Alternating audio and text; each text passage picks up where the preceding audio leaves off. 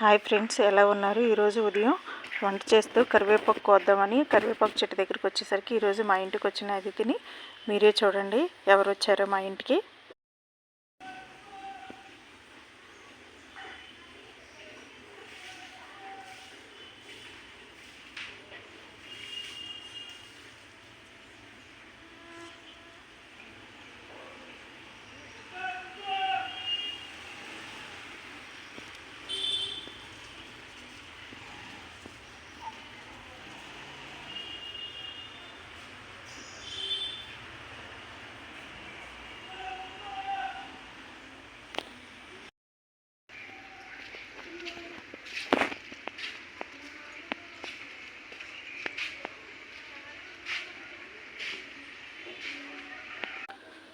చుట్టూ ప్రహరీనే ఉంది, కానీ ఈ తాబేలు ఎలా వచ్చిందో మా పాప చుట్టూ ఇదే ఫస్ట్ టైం. చాలా